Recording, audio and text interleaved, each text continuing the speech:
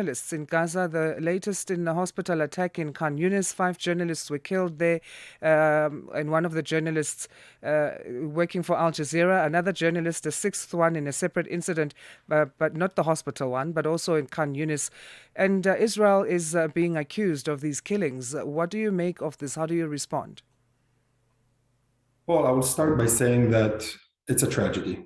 Every civilian killed in any war is a tragedy, and my personal condolences to the families of the people who were killed, the civilians who were killed.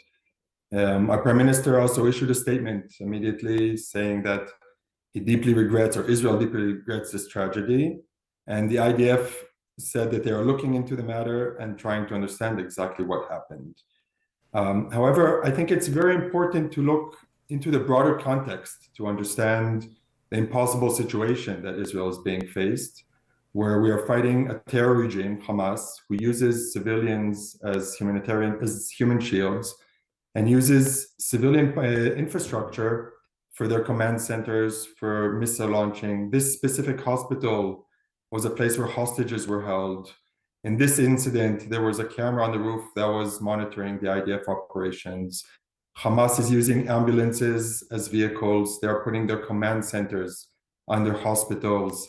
They are shooting missiles out of schools. So this puts Israel and the IDF in a really impossible situation where we're trying our best to minimize the civilian casualties, but of course, and very unfortunately, it's impossible to minimize to zero. So the overall death toll is at 21 people from this Monday's attack. Condemnation is one thing, sending condolences is one thing, but what needs to happen to ensure the saving of lives in Gaza? I think Israel has been very, very clear about this, that Israel is not interested in this war. This war broke out when Hamas attacked Israel on October 7th, 2023, killed 1,200 people. Most of them were civilians. I listened to the end of the interview before me, and the lady was using the word genocide. And first of all, as you all know, the word genocide is being used way too freely recently. But, Hamas's charter clearly states that their goal is to destroy Israel. So we are fighting a genocidal terror regime, and it's just a terrible, terrible situation. Israel has made it very clear that the minute that Hamas releases the hostages and lays down its arms, we will end the war. We're not interested in this war at all.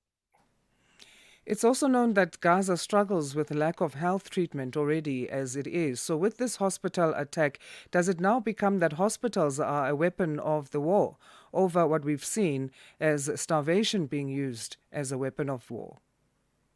Well, as I stated earlier, it is very unfortunate that hospitals are being used by Hamas as military objectives. They are forcing Israel to either not attack their command centers, their missile launchers, where they are hiding or attack them being condemned by the world.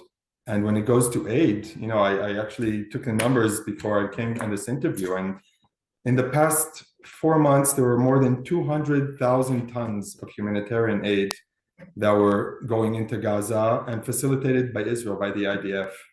And again, going back to the claims or the accusations of genocide, Israel is providing humanitarian aid to Gaza while we are fighting in Gaza. And this is because Israel makes a very, very clear distinction between the civilians, the people of Gaza, who are caught in a terrible situation, in an impossible situation, and the regime, the terror regime of Hamas, which is our enemy. We're fighting Hamas, we're not fighting the people. I can get the numbers of the aid that is medical aid going in. 2,800 tons of medical equipment have gone in the past 4 months. Over 250 media outlets in over 70 countries have staged protests, including Britain, France, Germany. 4 complaints were filed with the International Criminal Court, or the ICC, for war crimes against Israel. What do you think a fair response from the ICC will be? Look, I cannot speak on behalf of the ICC. However, I could say that this is giving a reward to terror. If a terror regime, or when a terror regime attacks Israel using civilian infrastructure, and Israel is forced to attack, to retaliate, to respond and attacks these civilian infrastructure which have been used as military infrastructure, and then the world is condemning Israel, we're basically giving Hamas a gift, and we are encouraging them to keep on using civilian infrastructure because for them it's a win-win situation. And the fact that the world is doing this is just prolonging the war and really encouraging Hamas to use these tactics. Ariel, we'll leave it there for now. Thanks for your time. Thank you very much for having me. Ariel Seidman is charge d'affaires for the Embassy of Israel in South Africa. 8:30.